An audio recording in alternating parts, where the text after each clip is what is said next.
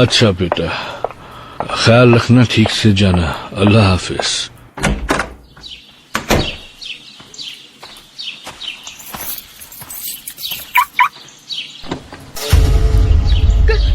कौन हो तुम?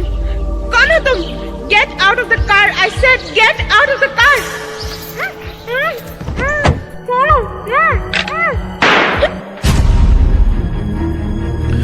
हम पे एतबार करो, जो 100 दफा ये कहते हैं वही आस्तीनों में खंजर छिपाए रहते हैं।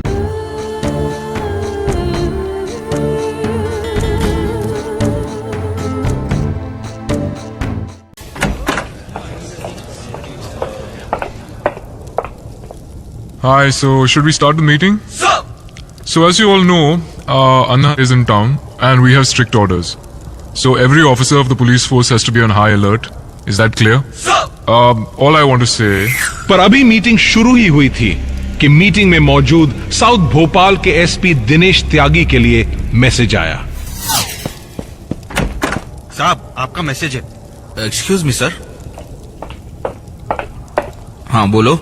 साहब, वो कंट्रोल रूम से खबर आई है साहब, वो सबिया है ना, आरटीआई वाली, उसका मर्डर हो गया। व्हाट? साबिया रहमान का murder?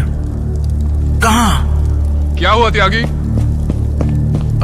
Sir, Sabiya Rahman is killed. What? Sir, उनके कोहे फिजा वाले बंगले के बाहर अभी कुछ ही देर हुई है sir. Damn it! Sabiya Rahman सिर्फ जानी मानी आरटीआई एक्टिविस्ट ही नहीं थी, उनका कद इतना बड़ा था कि उनकी मौत की खबर ने पुलिस विभाग में हड़कंप मचा दिया। त्यागी, हम सीधे वहां जा रहे हैं। तुम एफएसएल टीम और डॉग स्क्वाड को तुरंत लेके वहां पहुंचो। And no answers to the press यार। Right sir. It's a big disaster. अभी दुनिया भर से फोन आने शुरू होंगे। समझ लो अब रातें हराम हो गई भैया।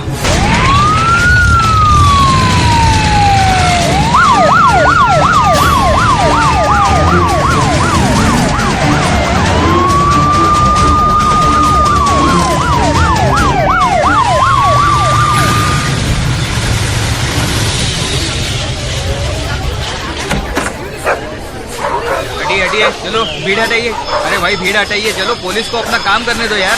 चलो भाई बाजू हो जाओ।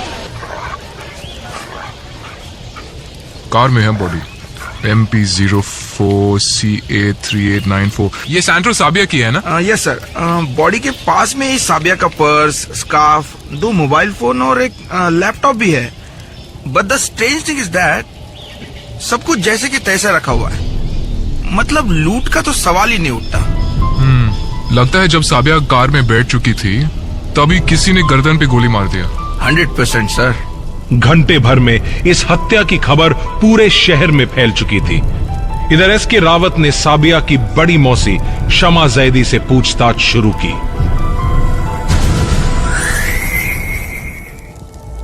वो बेचारी तो अन्ना के आंदोलन में शिरकत करने वोट क्लब जा रही थी। कहने का मतलब यह है कि जैसे वो घर से निकली और कार में बैठी तभी ये मर्डर हुआ है ना? शायद। अच्छा, वो अकेले जा रही थी या कोई साथ में था? हमेशा अकेले ही जाती थी। अच्छा तो एक बात बताओ, आपको कैसे पता चला कि... हमने सोचा वो चली गई होगी। फिर 15 मिनट बाद भी जब गाड़ी वही घर के बाहर खड़ी देखी तो हैरानी हुई। अरे देखिए, ये सबिया की गाड़ी तो यही खड़ी है। अच्छा, अभी तक गई नहीं।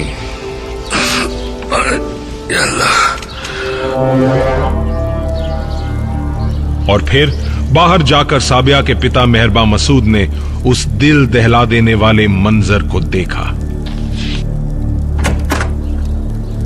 अरे ये अब तक गाड़ी में ही बैठी क्या कर रही है? अरे बेटी साबिया, ए साबिया। हाँ? या अल्लाह, ये क्या? साबिया, साबिया, बेटी साबिया, ये क्या हुआ तुझे? क्या हुआ? अल्लाह, क्या हुआ? क्या सबिया?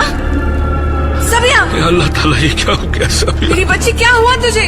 सबिया, सबिया, क्या हो गया सबिया? उठ जा सबिया।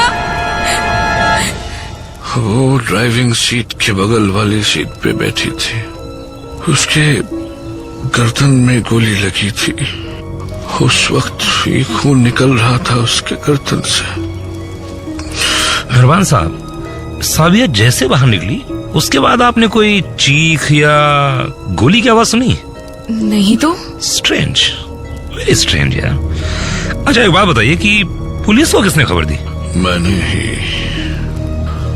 मैंने ही पुलिस कंट्रोल रूम और एम्बुलेंस को बुलाया, पर तब तक बहुत देर हो चुकी। मतलब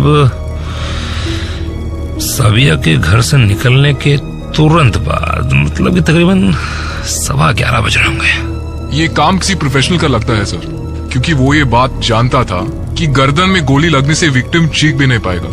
आई एम सर्टेन ये काम कोई एमेचर नहीं कर सकता।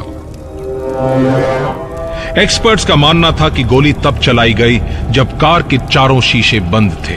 गोली ऊपर से नीचे की ओर चली, जो सीधी साबिया की गर्दन में जा धसी, जिससे उसे चीखने का भी मौका नहीं मिला। इसके अलावा हथियार गर्दन से सटाकर चलाया गया था। पुलिस ने आनन फानन में रिपोर्ट दर्ज की और लाश की पोस्टमार्टम के लिए भेज दिया। पर यह तो इस केस की सिर्फ शुरुआत भर थी। अभी तो सच का वो जिन सामने आना था, जो भोपाल ही नहीं सारे देश में तूफान पैदा कर देने वाला था।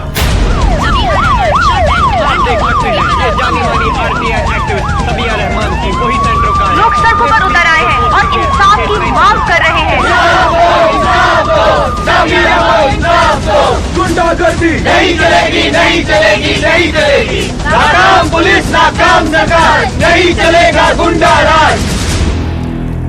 भारी दबाव के चलते पुलिस ने दिनेश त्यागी के नेतृत्व में तुरंत एक इन्वेस्टिगेशन टीम की घोषणा कर दी। इस टीम को 3 पॉइंट्स पर काम करना था। पहला, साबिया रहमान के फोन कॉल डिटेल्स। दूसरा, मर्डर सीन पर मिला उनका लैपटॉप चेक करना, क्योंकि मुमकिन था कि साबिया किसी स्कैम को एक्सपोज करने वाली हो और उसको रोकने के लिए यह मर्डर हुआ हो। और तीसरा, कि साबिया का मर्डर किसी बंद कमरे में न होने के बावजूद ना किसी ने गोली चलने की आवाज सुनी और ना ही साबिया की चीख। आखिर क्यों? तो इस बात में तो कोई डाउट नहीं कि साबिया को जिस तरह से शूट किया गया है, ये किसी प्रोफेशनल का काम लगता है। And I am very sure यार कि साबिया के मर्डर में उसके किसी करीबी का हाथ होगा।